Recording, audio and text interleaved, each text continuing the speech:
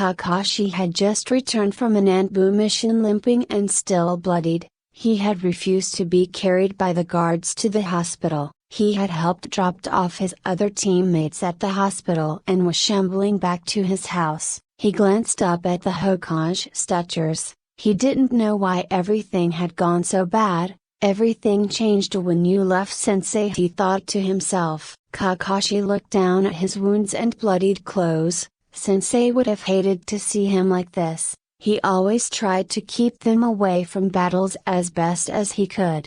Looking back at Minato's face on the rock, he really hated the guilt he felt. The eyes seemed to judge him. He had lost Obito, Ren and then Sensei. Everything had been so cruel that he switched off as best he could, focusing more on killing as much as he could. He would take as much from this world till it was his time to fall, a day he hoped would be soon. But the eyes kept looking at him and the statue seems to morph into Naruto for a moment and then back. Oh, that's right. There was still someone there. He remembered Naruto, Sensei and Kushina's son that had been born that fateful day. He didn't blame him like some of the Shinobi did for the attack. He heard murmurs of what was happening to him, the hate that brewed in the village for Naruto. Kakashi had wanted to see him, but he knew he wasn't strong enough to see him, especially since the only glimpse of Naruto he caught once had sent him into a panic that sent him running for the hills till he could find a quiet place he could let silent tears fall without an audience. What did Naruto look like now? It had been 2 years since then, with the tragic events very plain on the villagers' faces. Danzo had kept him busy and the Hokage had made a rule not allowing anyone to get close to him or adopt him, but with the sacrifices he had made for this village he hoped that maybe this one time he would let it slide. He had seen horrors to last him lifetimes on this mission, and only 1/10 of the team had returned. He turned around and started heading for the orphanage, his form limping and blood still hanging off his clothes. The Anbu who lazily guarded Naruto were relaxing as they ate their food and Kakashi with his skill easily snuck past them. He got to one of the windows of the orphanage and started sensing around for the familiar chakra of the Kyuubi, and with his Sharingan easily found him. Why is he in the back room? So far from everyone he could see Naruto curled up on the floor against the wall. Kakashi moved toward the back room and stood there for a moment. He felt ashamed. He remembered all the things that he heard were being done to Naruto, but he had always brushed it off and not looked into it that much. He was still confused about why no one was allowed to adopt Naruto. Sensei's kid deserved way more than this, but he couldn't suddenly appear before him after not doing it for so long, till he heard those fateful words, Kasan. Kasan, Naruto said repeatedly between small muffled cries. Where are you, Kasan-san? The cries were muffled and he wanted to know why. It was quickly answered, keep quiet, demon. A shout came and Kakashi could see with his Sharingan. Naruto put a hand over his mouth as tears freely flowed. Kasan, one more broke out. That's it, no food for you now, the caretaker said before stomping away. Kakashi could feel his anger boiling under him, but he pressed it down. If he got caught he wouldn't be able to come here again. He didn't want himself in front of Naruto, and the boy's muffled cries gave him the answer. With a few motions, a silent puff of smoke erupted around Kakashi, and a moment later now stood Kakashi in a female form. It was a jutsu he had copied off his Shinobi a while back that he hadn't had the chance to use yet, but added to his catalog even though he thought it was useless. He still down his white hair and mask, a slim shapely but fit figure. He could feel that his face was different, knew he had taken some inspiration from the photos of his mother that he looked at once in a while. The most noticeable thing was his chest, which now protruded more, and his hips. He would refine everything later. The blood was still adorning his side and he could still feel the pain on his side. Silently Kakashi crept into the building, making sure to avoid the people as he was about to turn the corner. He remembered the food. Taking some food from there would likely still get Naruto blamed for it. Next time, he thought to himself. That thought stopped him. He hadn't even seen him but was already planning to see him again. He could guess it was a step in the right direction. He walked further into the building till he stood by his anger flaring as he saw the number of locks on the doors. He did his best to put it down. What he was about to do, he didn't know if it was the stupidest thing he had ever done or the most touching. He never knew the line. It was easy removing the locks as he limped into the room, some of his blood dripping on the floor. He had to clean it up later. As he came into the room, Naruto opened his eyes and saw the shadow that stood in the doorway before the door was closed.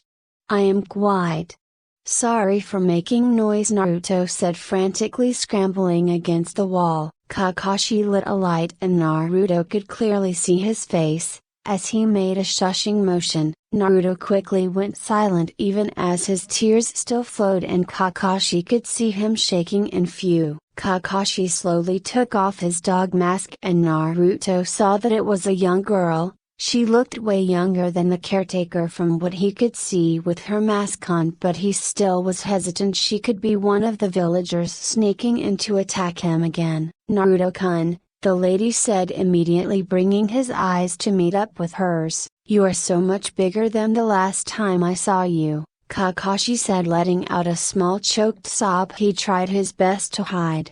There was no one around right now. He didn't have to fake being okay. Who are you?" Naruto asked cautiously, some of the tension leaving his body. Those eyes gleamed in the light. Kakashi had twisted a knife in Kakashi's chest. "You look just like your dad," he said, and he didn't notice the shock on Naruto's face. Kakashi stumbled toward the boy and only then did Naruto notice some of the blood coming out of the side of the lady's body and her limping toward him. "You're hurt. You need help?" Naruto said as he moved to get up, but the lady shook her head. "No," Kakashi said, surprised. "Naruto, if they catch me now they won't let me see you again." Naruto didn't know who they meant, but he could see the clothing now. She was Anbu and hurt. Was it one of his guards? Sitting down next to Naruto with a grunt, Naruto looked at the lady, not sure if he was even allowed to help. She turned to him and slowly pulled down her mask so that he could see her face. She had one red eye that seemed to stir something inside of him and a scar over it. She quickly hid her eye, leaving her face open. Now he could see her smile more clearly and her teary eyes. "I always wanted to see you, but they didn't let me. And I thought you would hate me for leaving you here." Naruto had gone to a lot of women at the markets asking them if they were his mother, but that had only earned him screams in disgust which preceded to beatings. "Kasan?" Naruto asked, not wanting the hope in his voice to be obvious, as he had been baited by a woman like that till he found himself in an ally among an angry group of villagers that had him cornered. Kakashi had expected something like this after hearing Naruto's cries from outside. All he had to do was say no. It would crush Naruto and any hope the little boy had that his parents would come, or.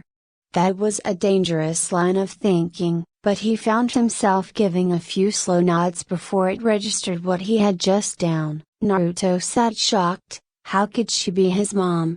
She looked so young. She said someone stopped her from coming. Was this a trick? But as he saw the blood spots on the armor spreading and he rushed toward her, embracing her in a massive hug, there was a grunt in pain and Naruto quickly let go. "Sorry, Kasan," he said the word with trepidation. "Kasan, what happened?" Naruto quickly asked, now randomly checking on his mother. Where was she that she got hurt so badly? The villagers often made jokes that his parents abandoned him because he was a demon or that he killed them as the demon, but yet here was one of his parents. Where is Dad? It didn't take any more for Naruto to know the look Kasan gave him to know the answer. The day of the Kyuubi attack. He died. That sent a crack in Naruto's heart. One of his parents was dead and his Kasan was before him with a lot of blood on her. The thought of losing her too after he had just found her felt like it would tear him apart. We need to get you help, Naruto silently shouted as he tried to get up to get someone to help his mother, but she held his head, and as he turned back to argue she just met his face with a pained smile. Don't worry, I will be okay.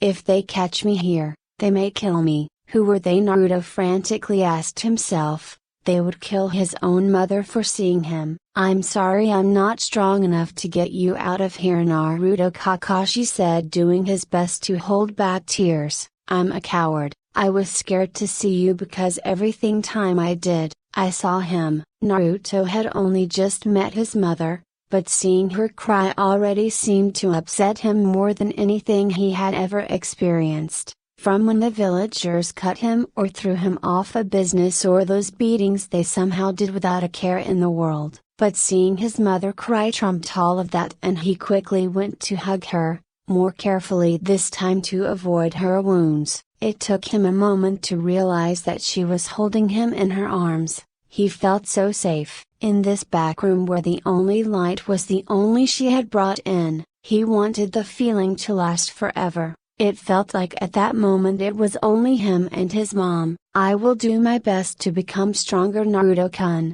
So that one day I can take you out of here. Why can't we just leave now? Why can't I go with you now? He had heard why, but he still wanted to go with her. I know, little pup. I promise I will get stronger. Naruto pulled back but made sure to not break her grasp on him as he looked down at her side. He could see the blood and how she had pained breathing. Does that mean you're going to fight more?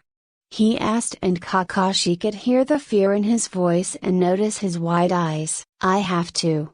So that one day I can get you. Naruto looked down, tears already threatening to fall, and Kakashi slowly raised his chin to face him. I need you to be strong for me. I will try to come more often if I can sneak inside.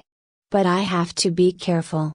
Okay. Naruto shook his head, but he understood. But even as Kakashi stood up, Naruto didn't release his grip. Even as his Kasan walked to the door and stood by it, he still let go. I have to go, Naruto, Kakashi said even as he held Naruto tightly. Being around him brought back so many memories that he thought he buried deep down. I will see you soon, I promise, Kakashi said as he had to use some voice to break off his hold before setting him down. Naruto stood there gripping his mother's hand. Kakashi kneeled before him. I love you, okay, Kakashi said, placing a kiss on his forehead before standing up and heading to the door. Kakashi opened the door and stood in the doorway before glancing a look back at Naruto, who hadn't moved since he placed that kiss on his forehead. He was about to head out when he heard it. Kasan, he said, stopping Kakashi as he turned back to look at Naruto, looking at him with tears flooding down his cheeks, fist clenched and teeth grit with a face of determination. Hold on, Kasan, I will get stronger. So that I can protect you.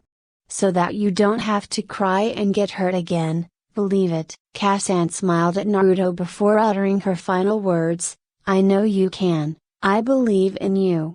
My little pup, she said as she put back her mask before shutting the door, and like that she was gone. Naruto wanted to scream and shout, break the door down and chase after her to make sure she was okay, but he couldn't do that. If he did and something happened to his Kasan because of him, he doubted he would ever be able to get over it. So now he had to be quiet, get stronger so that he could become a Shinobi and protect Kasan so that she never had to fight again. He could see the way she looked, tired and sad even when she smiled at him. Her hair was different from his, it looked like one of the ones from those stories the caretaker read to the other children. It was so long that it reached her back, but all that was ruined by the blood that he saw dirtying it. Kasan,